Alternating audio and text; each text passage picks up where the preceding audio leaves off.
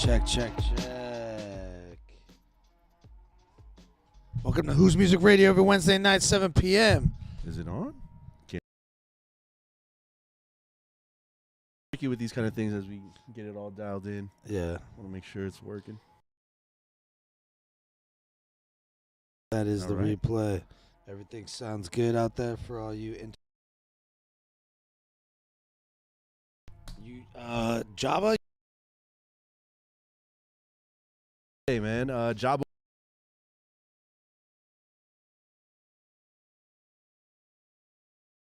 We're scoliosis And too. it's Pink acting eye up. also I read on Twitter. I confirmed that one. I farted in his face. And we got special guests. Absolutely. Who's the special guest? Yeah. I appreciate Yo, man, y'all. appreciate you coming out. And I like your show too, man. I like how you guys do your show. Yeah,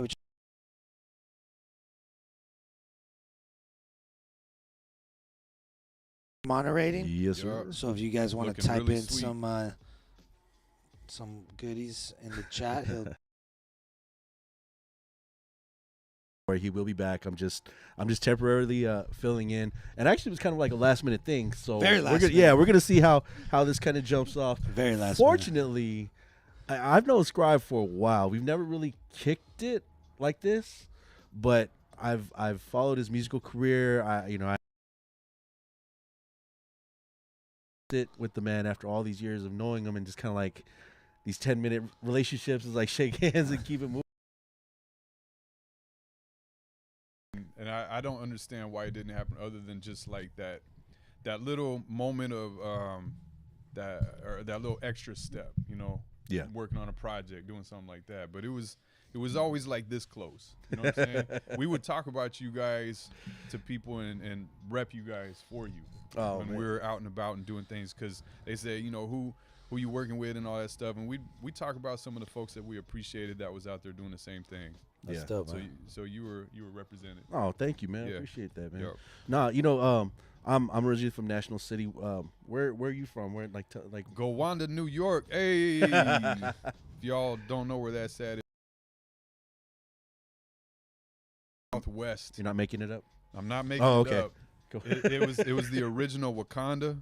That's where they got the name. Really? Is that No, a real that's- fact? I was like, Oh, you are making stuff I on was- there. yeah, I was like, They I was changed it from Gowanda to Wakanda, but Gowanda's it's like southwest of for about 40 minutes from Buffalo, All right. and it's literally a village. I believe the name Gowanda means village. Nice. And it's just like literally you come in on the main road, you pass my grandmother's house, and then you hit the Cattaraugus Creek bridge. You go past that for like a block, and you make a left at the supermarket, and then you're out. That's it. You're straight up giving directions. That's it. Yeah, that's it. And you know, an That's interesting fun fact based on that. Y'all seen that movie? Was it John Candy? Planes, Trains, and Oh, yeah. Automobiles. Oh yeah, that's So classic. my Yeah. grandmother's house is right behind that one scene when they show that little town clock, and Oh. it's like a corner block, Okay. and then that clock, that big clock, is right there in the screen. If you go down the left side of that corner, it's literally like there's like a couple stores, and then there's a little driveway to get in the back there, and then my grandmother's house. You really know the place. Yeah. You really know. It was like I was born there. But yeah, from Oh, yeah. Gowanda, and was brought out by my father. That's a crazy story. That's too long to get into, but it's a good one. Yeah, so Um, take us from the beginning. So you were born in New York, then Mm-hmm. you made your way to San Diego. Yeah, I was brought out to San Diego. I was roughly around 2 years old, and here in SD is pretty much where I developed for the, you know, as much as I could say. I'm a West Coast person, but I have like an East Coast soul. I feel like there's a lot of roots that I have that I took with me, because I believe the ground that I'm from is sacred. We got the Seneca Nation there. I just recently found out, like in 2015, that right down the street from that corner I was telling you is an underground railroad. Oh And I wow. was like, I didn't even know that. Yeah, that's So crazy. I lived in a very special place there was a lot of interesting things that happened. Lucille Ball was born just down the road in a town or two over, in the same kind of situation, just a small little town. But there's not much I could really say about that town. The fact that I didn't grow up there. I've been back and forth in certain summers, went to visit fam.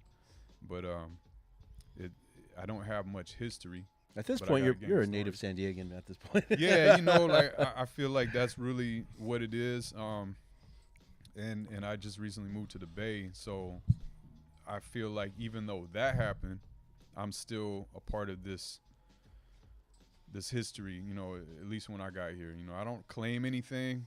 I know a lot of people that know me, they know that I'd never really repped hard, trying to make a stance about it. It was more where I was. I felt really strong about that. So I kept a lot of it open. But, we had our moments when everybody was shouting out their area codes. So 619 was said a lot, Yeah. Mm-hmm. So where particular in San Diego were you raised?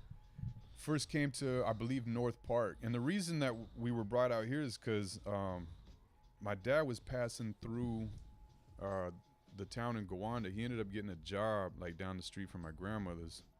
I think it was a gas station type thing or whatever, and met my mom. The whole thing happened and brought us out. And the reason why he brought us out here is because he actually grew up out here.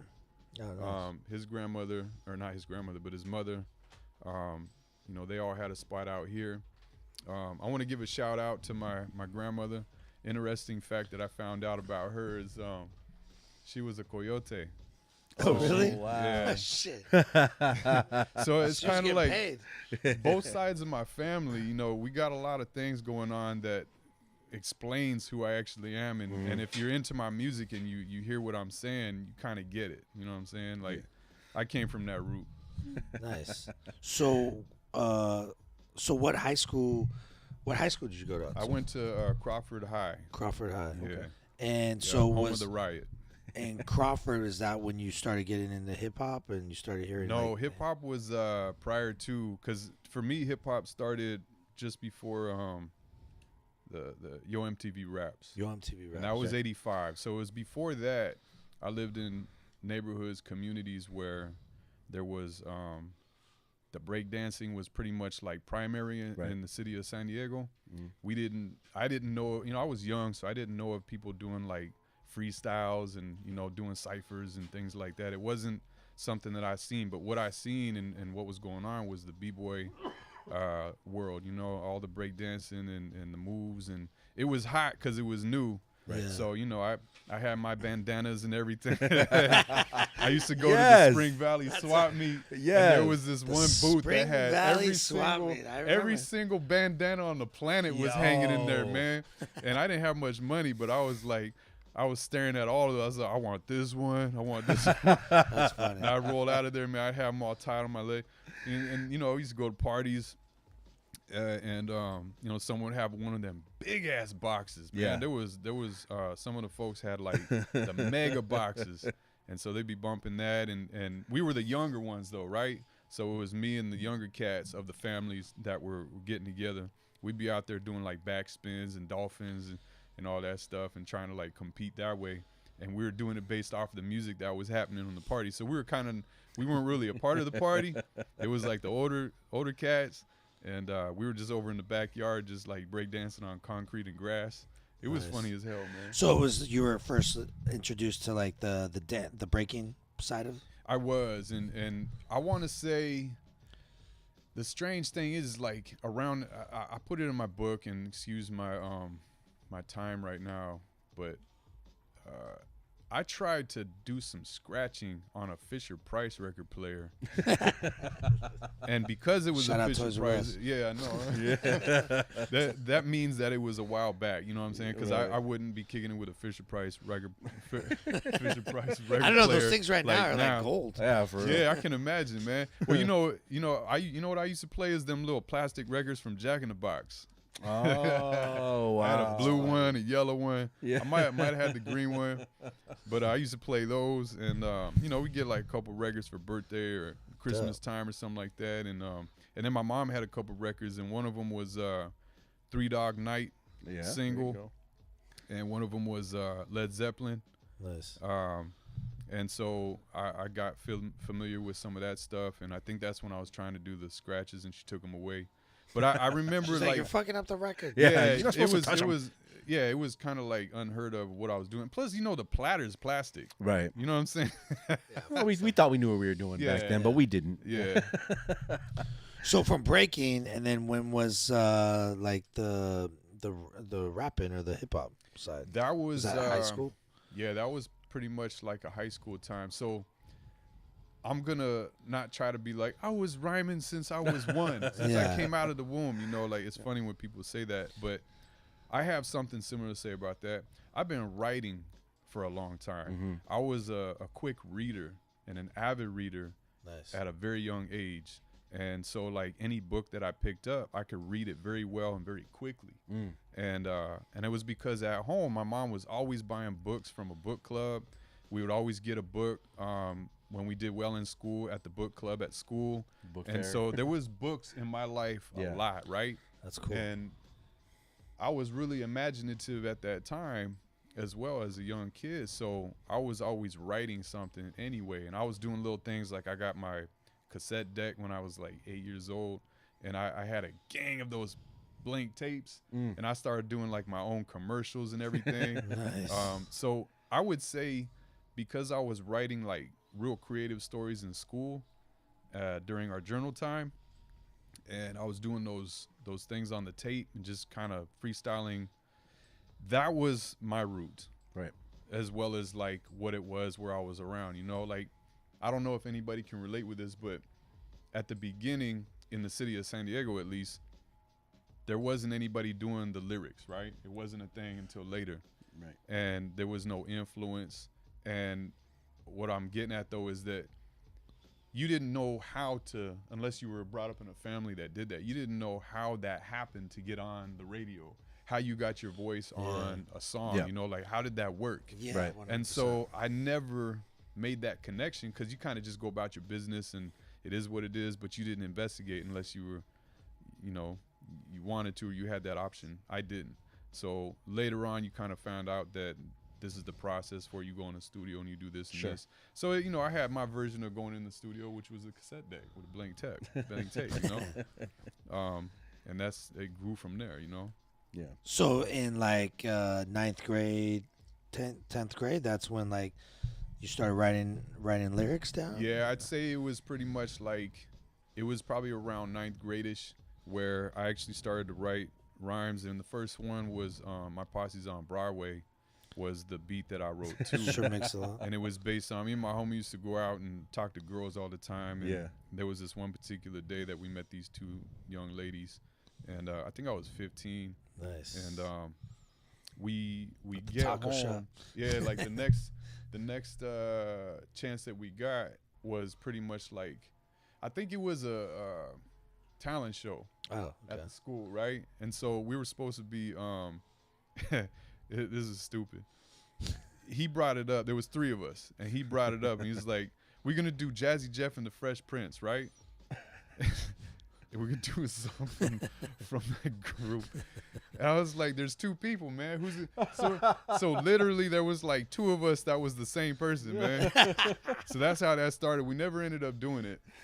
I can't remember who it was. The homie Dwayne and Andrew and myself, and we were the 3 people, and 2 of us was sharing the same name. I don't know which one of us is Will, which one of us. And I bet Jeff. you were rhyming over the lyrics too, huh? Yeah, we were doing it. We were doing the song, right? But it was like, all right, you're gonna do that part of the verse, and you're gonna do that part, and you're gonna be the DJ. It was something like that. It didn't happen, so what ended up happening? It's like, all right, fuck it, I'm gonna just do my own stuff, and that's when I started writing my own thing, and it was based off of the Posse's on Broadway beat. Nice. And then, so at that time in high school, like, what were your like musical influences? Like, what were you listening to in high school? What was playing at that time was like it was like a lot of the b-boy music, and the freestyle stuff. You had like the vapors. It was all the classics was out, and people was playing Rakim. Even to go back, like when things were first happening, Sugar Hill Gang, as funny as it is, that was some of the first stuff that we were hearing because it was the first thing to get on the radio. Mm-hmm.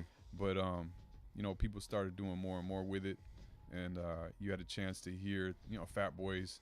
I was really big into Fat Boys. Nice. Yeah, man. Because they covered a lot of area with their music. Being beatboxers and everything, and the beats were always slamming and cracking. And, it was really good music. And LL, LL was a big thing. Right. Oh, it was big. It was that era, so it was Yeah. like anything that came from that era. And Gotcha. I didn't like everything. You know what I'm saying? I wasn't like, oh, this song is the best. So I never bought people's albums, and plus I didn't have no money, so I didn't have a turntable at the time. Mm-hmm. I didn't understand the concept of like having tables and getting into that whole thing, because I was doing the b-boying first anyway at that time. So then the lyricism came, but I still didn't, buy everything. It was a matter of like what hit me, and I think that's why I'm very specific in who I am as an artist today, is because I just didn't accept everything that came out. Yeah. I wouldn't listen to every single thing that Rakim did and be like, everything is good. Yeah. Even though that was a bad example because everything was good. But you know what I'm saying, right? Yeah. Shout out no, to Psycho. He would. Yeah, that's his biggest. He's like the biggest Rakim fan. There you go. What up, Psycho? So during high school, when you're like, you're writing your rhymes or your songs in your journals, were you the guy who was like walking up to like the freestyle, like little ciphers, and like, was that going on in your high school, or was Nah, and if it was, I was a skateboarder at the time. Okay. So I did a lot of skateboarding. So you understand, parallel to all of this, skateboarding was like this new thing that was happening. And I was big into that. So I was kind of one of the second generation OGs that brought skateboarding into what it is today. Dope. And because of that, I didn't spend too much time at school. I felt like school was not for me. Are you skipping class? Every moment. So this is I Crawford, was right? on a skateboard, you know what I'm saying? You were skipping You went to Crawford? I'm not gonna say I was skipping. I would go to the class, but I wouldn't be present. I'd go to sleep. I would mess Getting around. by. I'd throw. Yeah, man, I was drooling on the So your desk. GPA man. was like a I was 2.67. staring at girls. I was thinking of like whatever. I was actually trying to survive. I was hella hungry all the time. Most of my life in high school was about starving to death, man. That's when we got poverty hit us so hard in my family that when I went to school, I didn't function. I didn't realize that it was connected to me having like low brain functionality, you know what I'm saying, from not eating. Yeah. And so I didn't pay attention. I didn't give a damn about school. But when it came to the bell ring and I was on my I was gone. Take my board out the locker and roll out. Nice. And it was I think skateboarding, as well as a lot of other things that people do in the world, it was escapism. Because I lived in really bad neighborhoods, and I probably should have been dead. All the things that I've experienced and been around, I didn't want to participate in it unless I was forced to. But for me to escape all of that violence, I would go out and be gone the whole day, leave a couple days if it was a weekendish kind of thing, and just be away, because it was depressing. Didn't have anything to eat at home. There was a lot of violence, on my street. Yeah. If y'all know Bates Street back in the 80s, that's where I grew up on. Prior to that, I was homeless, and then it was Bates Street, and then we went to Streamview Drive. So, no, I'm tripping. Yeah. Streamview Drive was first, Yeah. and then we was homeless, and then we went to Bates Street. Sorry. Flip flop. Yeah, but yeah, it was on Streamview. That was way back. 5925, number 3. Damn, you got a memory. Oh yeah, man, that was like a big part of my life. So what was it like? We were on one of the cross streets going up the hill or down the hill. I can't remember Auburn. It's down. Was it like violent? Like you mentioned violence. Was that like more like gangbanging? There's a lot of Yeah, gangbanging? yeah. So it was like rolling 60s, and you had the Mexican mafia. Like Bates Street was a dead end. So you're coming up. What is it? Is it 40? Where's Shanghai restaurant? What's that? It's University is the cross street, and what is that? No, it's not. It's not 54. That's right down before. So it's 50. It's 50 something. But it goes up that real steep hill, and then if you turn right, your first right, that's Bates Street, and Bates Street was a dead end.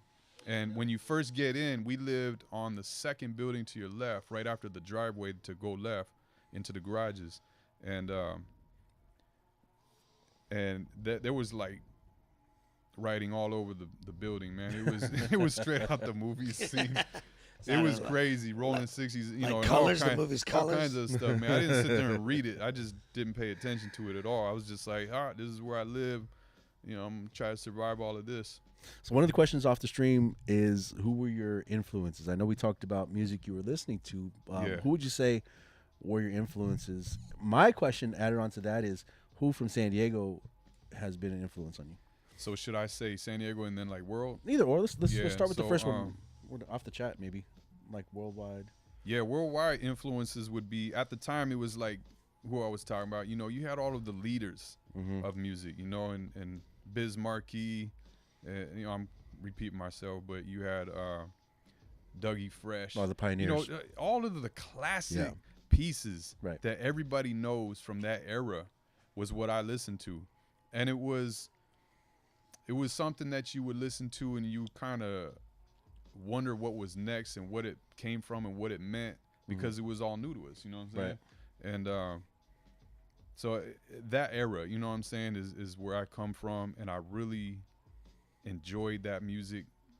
That's what pulled me in, along with the activities around in my neighborhoods. Yeah. Because I didn't have any homies that was rapping necessarily. I went and found people once that started happening. And once again, that was the last thing I did, because I was actually doing paint on bridges and trains and stuff for a small portion of time as well. Sure. So it kind of went like B-boy, and then, you know, I messed with the records a little bit, but that was hella short-lived. And then I went into the paint, and then I think lyricism was like the last thing. And then I dabbled in like everything after that, because except for the b-boying, because I just feel like I wasn't good at that. You know what I'm saying? I just accepted the fact that I wasn't good at that. I didn't practice, so maybe that's why. I didn't even try. So I was like, I'm gonna break an ankle or a wrist. Right. Pretty much. I was watching the shit out of it though, man. Oh yeah, fuck yeah. I was, you know, College Grove had some battles. I don't know if those cats, they were all decked out in their track suits and everything. They had teams, man. It was massive. That was back in the day, right? See, it's funny you mentioned bandanas earlier, because I remember going to the Sweetwater skating rink as a kid, and all the b-boys there would have their colors, their bandanas, but it was like pink and black or red and black or green, you know, everybody. So it's funny you bring that up, because a lot of folks I talk to, they never talk about that. Yeah, man, that was a big part of it for whatever reason, you know, and it could have been like influenced by the movies, you know what I'm saying? Yeah. But especially in San Diego. Yeah, it was, you know, I don't like to follow trends, and that was one of the weird things that I look back on. I'm like, I wonder why I did that.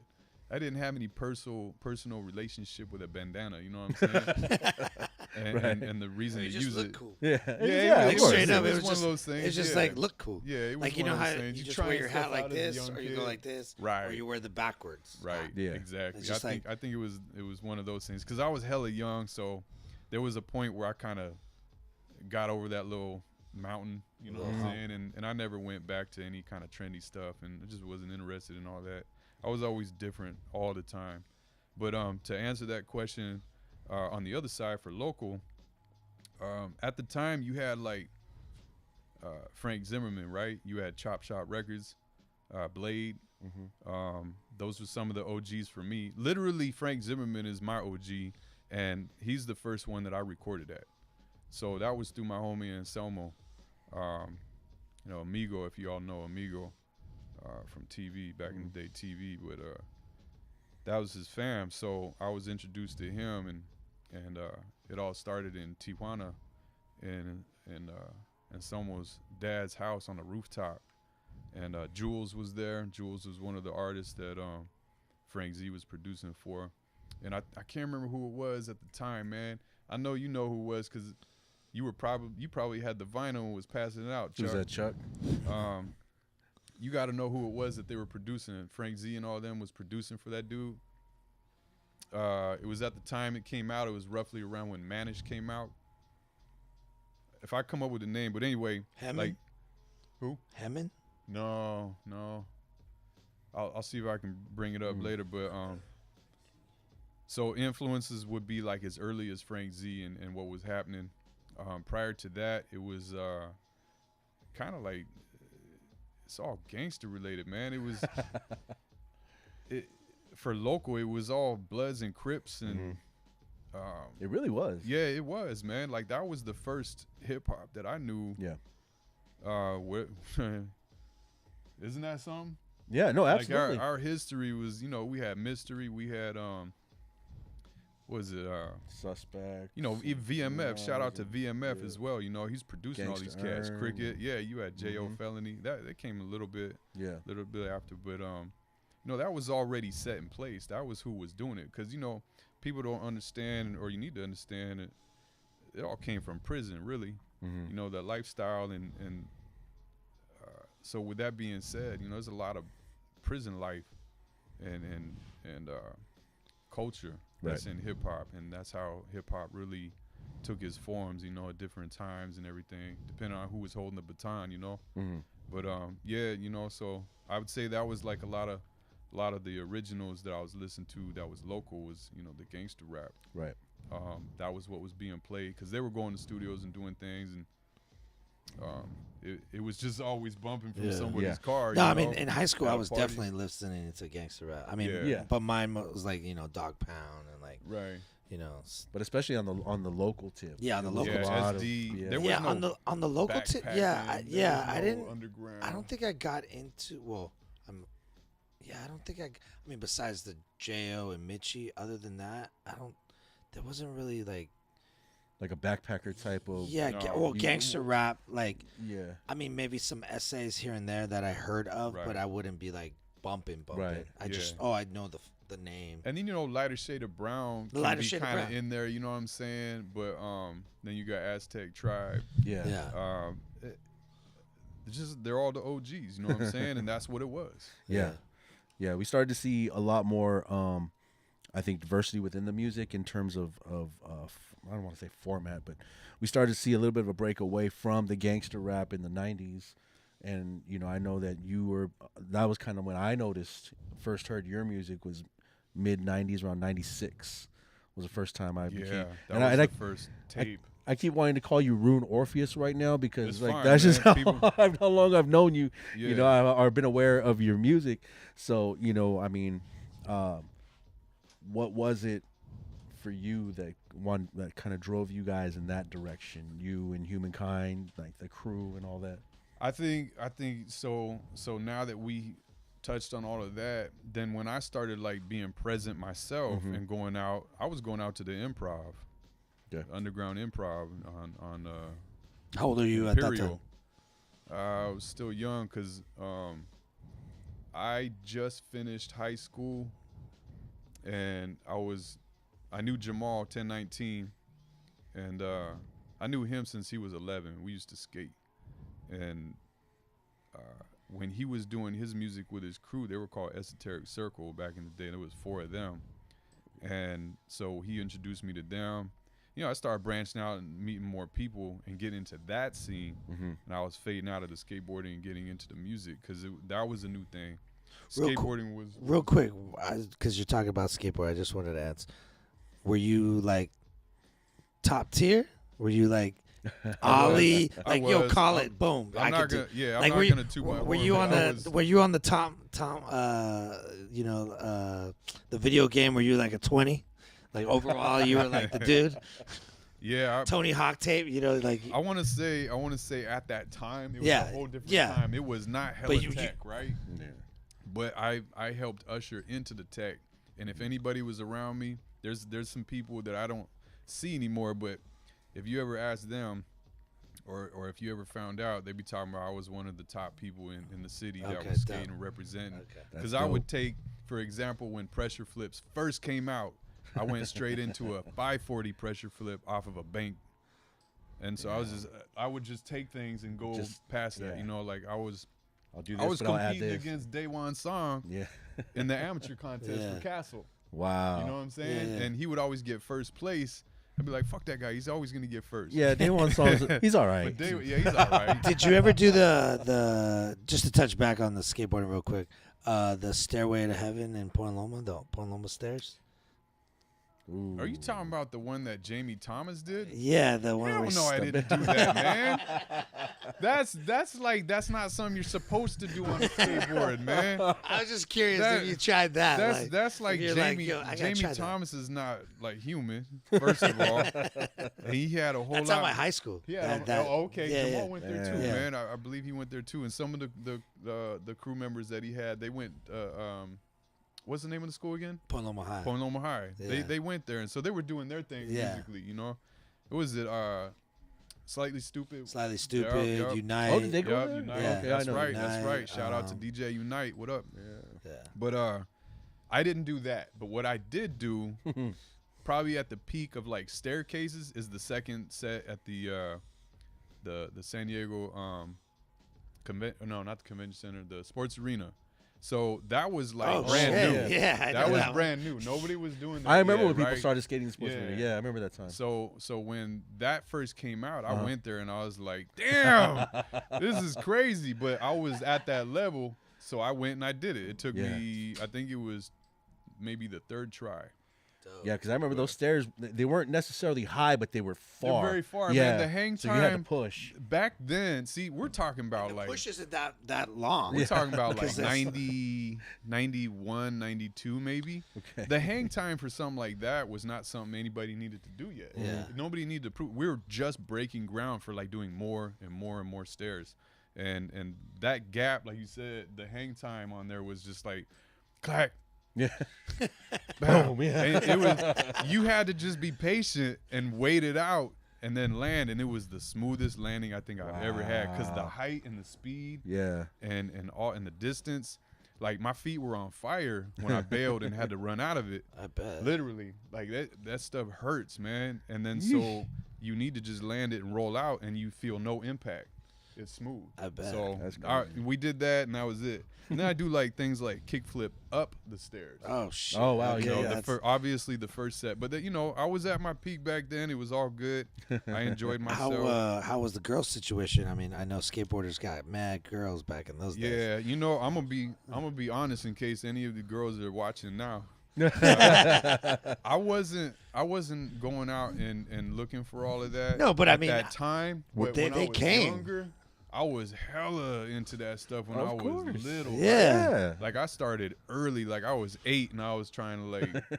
I'm not gonna get graphic, No. but I was 8 years old and I was already like You knew what out was up. there, right? Yeah. So it was that point to probably when I started getting into the skateboarding heavy, where I just focused on what I was doing. I enjoyed what I was doing.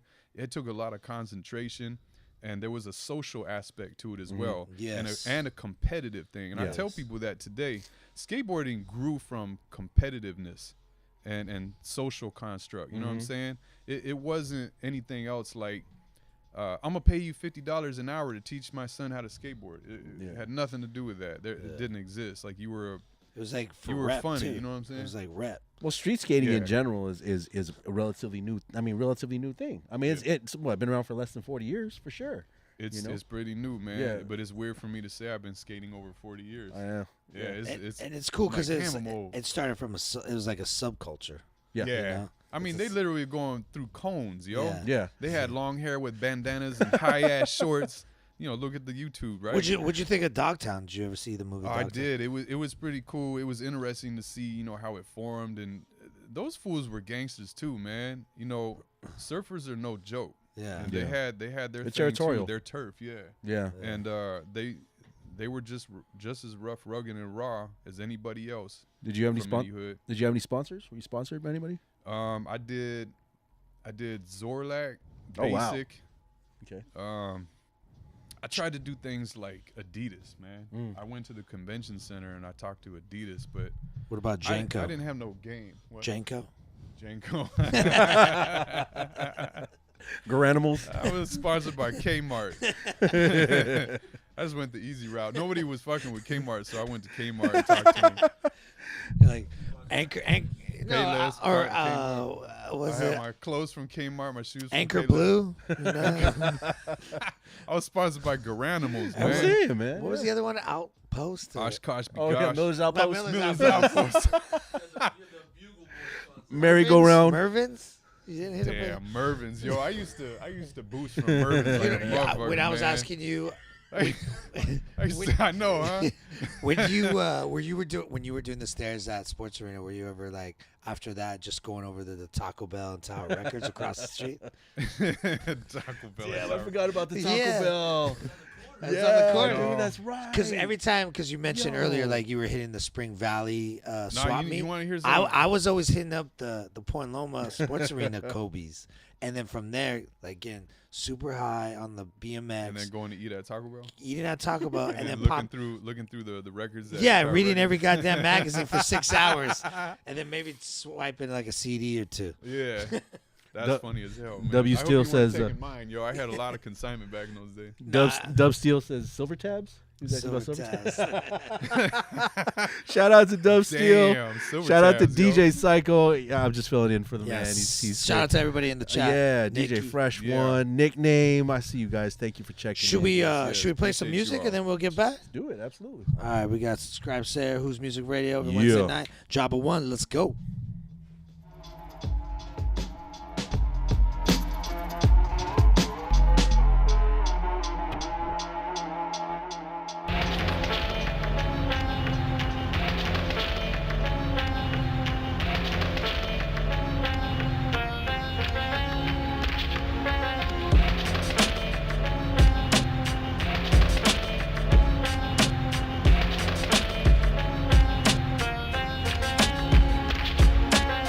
Swing the pendulum, violent momentum, and sending grands a chakra out the line. I chant a mantra unless it's blind. I miss feeling how romantic polar, need a panic, mechanical difficulty, salty wounds and faulty wounds consume. Bipolar, swoller, elephantitis, rhythms of stellar frequencies separating us, selling the truest secrecy. New talk, sleepwalk, injury, similarity to what's his face. I digest food, but pure thought with no taste. Graced by concepts, apt to burden opposed to beings, virgin and non-pertinent. For instance, picture this mental madness, developing a frame of mind harassed by the vine, accompanied by the Lama and Einstein. I shine for those exposed to dark sides of moons, June through July. My usage of my Scribe, Gemini may provide a Siamese alibi. I bind the book of the dead, you've yet read books of life, hyphenate the words overqualified if I'd only stride next to half step. Contrast is apparent, observe the swivel mind, spare the arrogant. My vent, out of shape styles are rare to emulate. Conjure questions, how to meditate. Call me Cyclops. Cyclops, Cyclops, Cyclops.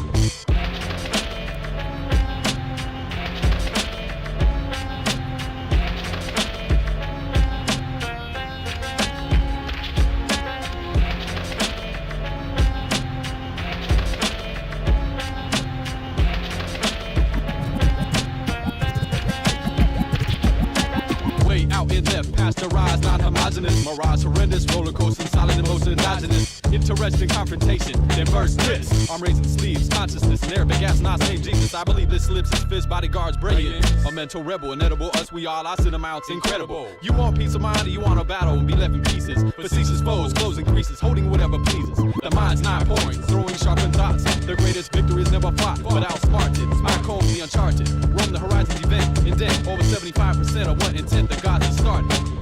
I stubborn block psychiatric advice and precise heist aggression from its resting place. Hendrix hostage build the bridge over depression, a lesson, hence the title. Idle to my mighty will, not be serotonin tranquil. This allow me to introduce the self. Scribe Sayar, I mostly rhyme for my health. Cannot be withheld, and not try to repel. In any city, state, or map, I adapt and excel.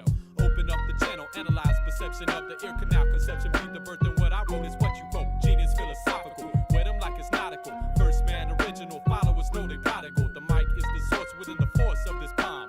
Hook this rhyme, book of rhyme pages, I am bomb. Conceptual, exceptional, banging on the sun and never sets. Tripping in the dip, I scribe, fuck professional. Hip hop the session, urban like progression. Free your soul and walk a positive direction. Hip hop is roots of aboriginal creation. Hip hop is Africa, Zulu's a nation. Who got the nerve to say hip hop has died? Just the ignorant who fell soon as they tried. The antidote for quotes is tourniquets to throats. Fuck around and get shaped by syllables and sharp notes.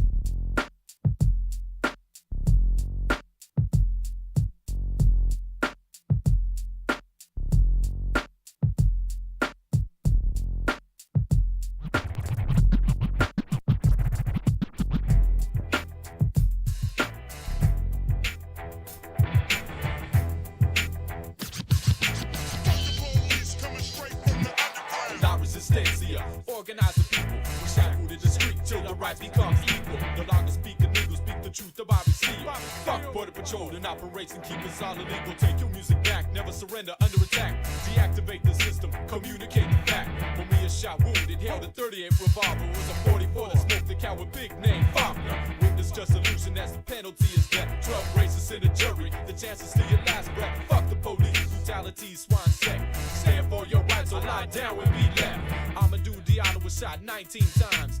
Shaka Sankofa's cold murdered in his prime. Taisha Miller died from 17 bullets. Asleep as the Riverside police aimed and poted. Demetrius Dubose within our spiritual his rose. Leonard Peltier 24 years for what he knows. Political injustice, no peace you can't trust us. Stop the execution, reducing chances of revolution. No one is free till we burn the Constitution. They put it in your face, it's the best place to hide. Millions would die due to global genocide. The Freedom of Information Act signed in protest. Go back to grassroots and resurrect Malcolm X.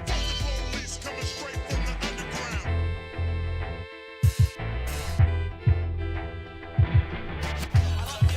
Resist the system. Resist the system. Resist the system. Resist the system. Fuck Mount Rushmore, forefathers of the clan. Desecration of the sacred Black Mountain native land. The Pope and the Vatican murdered the indigenous. This land is stolen in the name of religious. America translated means I'll up in your business. Sickness from pig's hoof secretion with a quickness. Fuck the French Mason in the statue in New York. She hold the symbol high, assassination is the torch. If I die before I reach my peak, it's murder run. The time has come exposed, now paid for what you done. North to South Pole, cables hanging like horizon. NSA ain't got your privacy, they calling it Verizon. McDonald's full of shit like cattle, billions served. Concrete in the meat, grade D, break the urge. And cigarettes you smoke, killed your mama, thought you heard. Cancer in the lungs, spread the cancer of the word. Cancer killing answers, sending phones to death tones. You diminish all your minutes, plan credit comes to own. Just a lab rat, it's your life they wanna waste. Throw that shit away and talk to people in the face. And credit cards are number one for organized attacks. The targets are the youth made, so no one got your backs. Economic, do the math, downsize the staff. Put your cards in the air, cut that bitch in half. Resistance, opposition, they fight to form a path. To follow one more government, cause indigenous will last. Police coming straight from the underground. Resist the system. Resist the system. Resist the system. Resist the system. Ian Smith, human waste, racist, you a sucker. Feel wrath of all gods, hear them cry, rolling thunder. Put a slug in the skull of every Oppenheimer's mind. Stogo in South Africa, all diamonds seek a fire. Who the fuck you think you are? Devils in the flesh, your whole family blood clot. Like your heart's under stress, it's time to poll names. Resistance ain't the same, stay away from the Olympians. Assassinate the games. The new world is old, fuck what's been told. Take control, the government is shoving it down your throat, and you loving it. The media is feeding you hate crime over time. FEMA wants reaction, so they fucking with your mind. Call this a federal emergency. We taking out the agency. I know about the men in white who stole earth from history. Fuck 300 members of conspirators committee on burning money. And your base come 2050. Resist the system. Resist the system. Resist the system. Resist the system.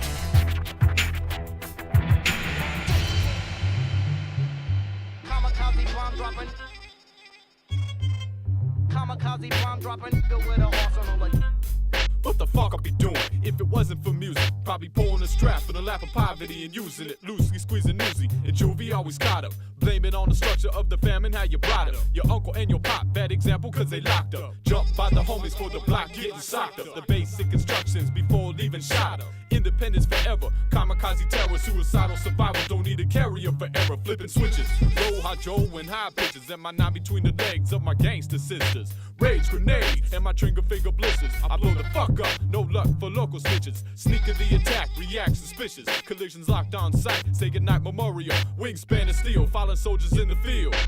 Fuck rapping, let's take it to the corner of the block.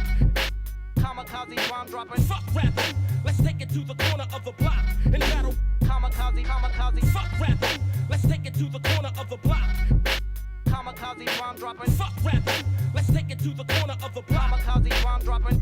Enough is enough. Time to tighten the titan for fighting, inciting the riot. Killer Cali, release the kraken in the alley. Scribe disconnecting your head from the vertebrae. Ahead of my time, aside a rhyme paradigm. Murder rate, so owner. CEO, blood donor. Within the range of my swivel, live a little, cause you are gonna. Better be kicking the rock, stoner. My mind bullies the blocks harder than 2 packs of pox. Heat sink missiles engaged from the motors and shoulder blades. Is back in my orders to cover my entrance. Slicing with vinyl, the spinal label, independence. More than a billion battles and scars on my arms. With the force used for killing as I shattered your calm. This is a mission, this rhyme moves me in position. Fuck a SOS, I'ma make a mess of your ice chest. No rest in wars or remorse for codes and mores. Fuck rapping. Let's take it to the corner of the block. Kamikaze rhyme dropping. Fuck rapping. Let's take it to the corner of the block. In battle. Kamikaze, kamikaze. Fuck rapping. Yeah, welcome to Who's Music Radio every Wednesday night, 7 p.m. We got Jaba.1 and Scribe Sayar. Hey, I'm just filling in for my man Psycho. Like I Psycho said, fell off a boat and hurt his kneecap. his tooth decay is really fired. Yeah, It's like he- acting up he, tonight. you know what? He was eating some seaweed, so his like molder, they had to rip it out. I heard he has a peg leg now too. Yeah, that's true. Yeah. I read that on Globe. Okay. Yeah.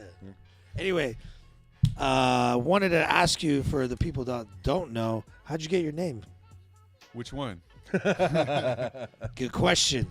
Let's start with the first one. And if what was the first name? First name was Rune Orpheus. Rune? R-U-N-E. Yeah, Rune Rune. So Orpheus. Rune is like. How old were you with that name? That was around the time I started writing, because I was writing before I came up with any names, and nobody was really calling me anything particular, like nicknames and stuff on the street. So I didn't have anything all set. So I came up with my own name, and it was after I started writing already, and it was time to like, all right, who are you type thing, Yeah. So that's when that happened, and it was based on Or yeah, that's another one. It was based on Show me- that camera. I'll hold it. You want to change that? Oh, It was what was it? It was me going through a lot of ideas. I'm well read for one thing, and very creative. So it was just the process of that. And Rune is an obscure alphabet, and if you all know about rune stones, it was like the old Norse, culture. The culture. So you got the old Vikings and everything. They would throw the bones out. It's like tarot cards, but back then, right? You throw the bones out, and the bones would tell you your future, or what to do and shit like that. So Rune was based off of that, and was more on the concept of the obscure alphabet.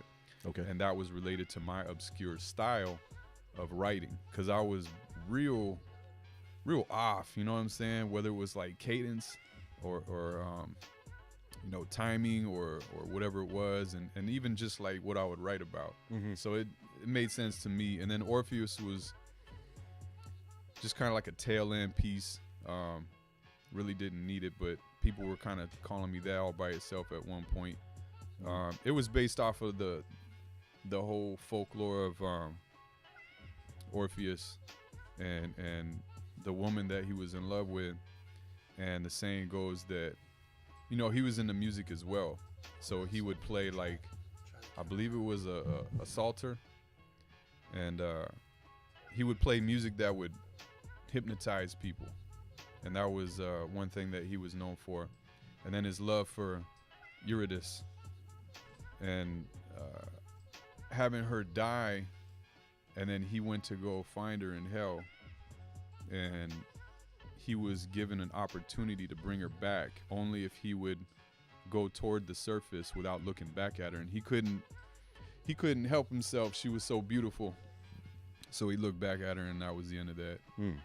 That's how the name came about.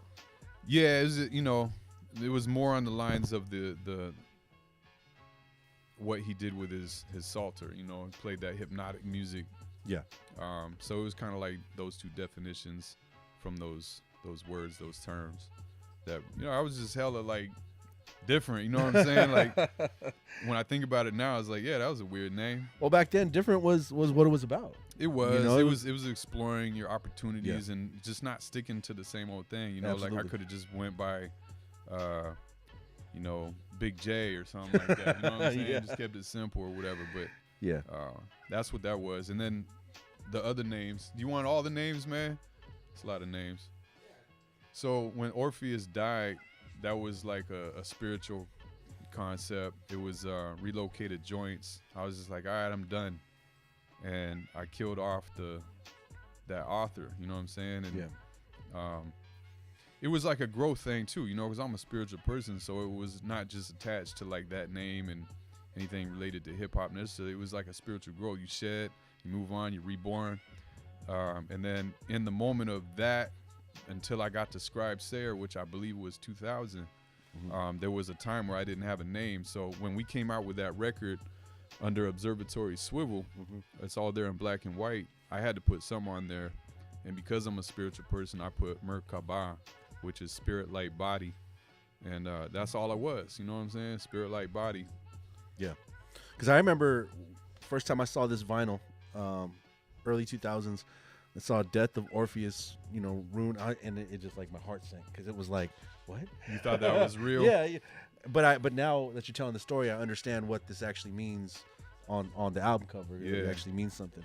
The homie Curtis thought I died too, man. He used to run Tools of the Trade. Yeah. He seen me. He was like, "Yo, Third I thought rail. you died." Yeah, Third shout rail. out to homie Looks, man. Mhm. Yeah, for sure. No, and so then Scribe Sayar, I mean, That came about. Was I out of the country? I think I might have came back in the country, and I came up with that. And I was like, all right, if I have to have an official name again and keep making music, then it's not going to be a name. It's going to be actually a title. So a scribe is a scribe, right? sure. One who represents through the writing for the people. And, you know, me being who I am, once again, I was like, all right, this is a title now. And I never told anybody that.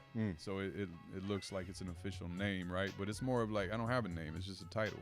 Yeah. I don't have an image. I don't have a name. Like whatever you all see and judge and all that, it's neither here nor there to me. So Right. I believe Scribe Sayar came about from being as solid as I can to what I do, right? And I was like, all right, it's a title. I write and then I recite. So that's why it's Scribe Sayar. There you go. Makes sense. And I put AR so I wasn't like anybody else.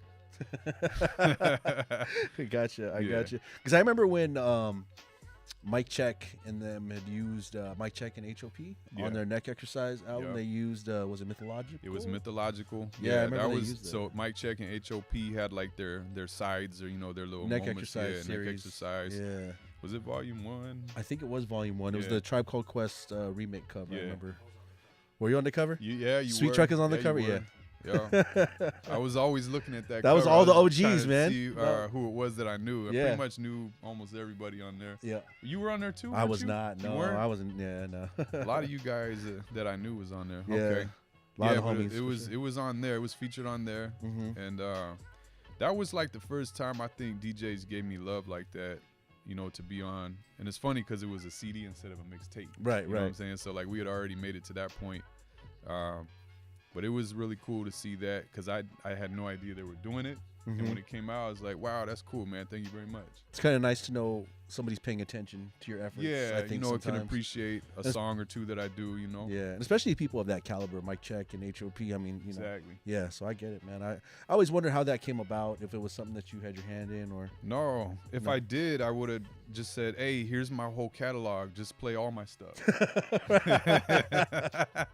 Speaking of your catalog, we were talking about some stuff earlier in terms of your earlier music. I know you said you have a lot of older earlier releases you're sitting on that you were talking about how different would it sound if it with modern instrumentation or different delivery.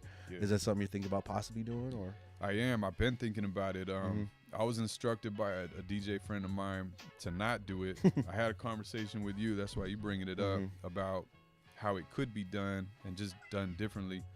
But I've always thought about that. Reissuing something would be one way of looking at it, but then to reissue something so old, because we did our music prior to 96. And if I was to reissue that, it has that 90, 93, 94, 95 sound, which is, I use a Tascam Porta 05 to record onto. And I Four tracks. actually worked it pretty good, man. I learned all of what I needed to and treated it like a reel to reel. Right. You know, I bought the heaviest tape that you can get. It was a metal tape. Oh wow. And Okay. it had the most quality of the ribbon.